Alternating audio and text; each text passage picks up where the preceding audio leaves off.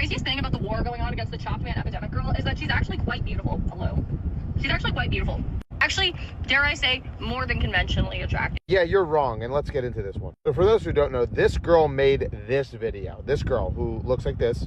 So as we're all very much aware, we are living through a chopped man epidemic, and there's a big shortage of baddies. It's gone so bad to the point. So rightfully so, this girl makes that video, and then everyone started to stitch her video and say like, hey, you shouldn't be the one spreading this message. This is an average looking girl, and I know that hurts to hear. And this girl goes on a whole rant about how this girl is actually super beautiful, and it's because men, you know, they watch so much porn and our brain is just rotted. And in my personal opinion, it is quite the opposite. I think so many girls, they all lie to each other. This is why when we see these girls who are like 350 pounds overweight and they're sitting there lying in the comments saying, oh my God, I'd kill to look like you. You would literally die if you woke up and looked like that. And then the easy comment is every girl goes, oh, so you must think that you're so attractive. The reality is I would never come in the internet calling myself attractive, going and calling a group of other girls unattractive, saying that we're in a, you know, ugly girl shortage or epidemic, whatever she said. I know that my appearance, like, listen, some people might like me, some people might hate me, because the reality is beauty is subjective. Because you are absolutely coping if you're saying a girl who looks like this and then comes on the internet complaining that there's a attractive man shortage, you're really going to sit there and say why most men are calling her average looking is because we're just addicted to corn and all this stuff, and it's not that you're just delusional.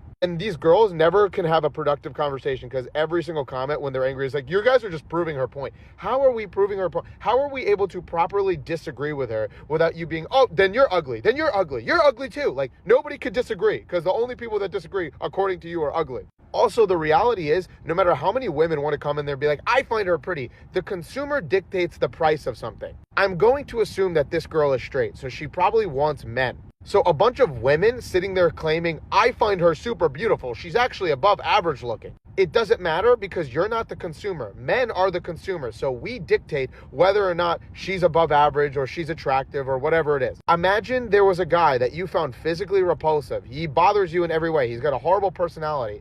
And then you're like, I don't want to be with him. I find him ugly. And then all of his guy friends are like, he's actually a really nice guy. He's actually a supermodel. You'd be like, that's great that you feel that. I just think that you like him and you feel bad for him and you're his friend.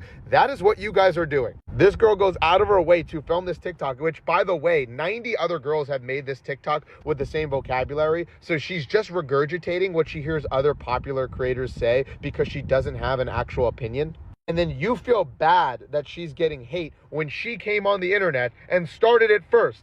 It's like if I walked up to a group of women and I was like, hey, you guys are all out of shape and disgusting looking. And then they all were like, oh, you're short, you're ugly. And then I'm like, look, hey, guys, like they're being mean.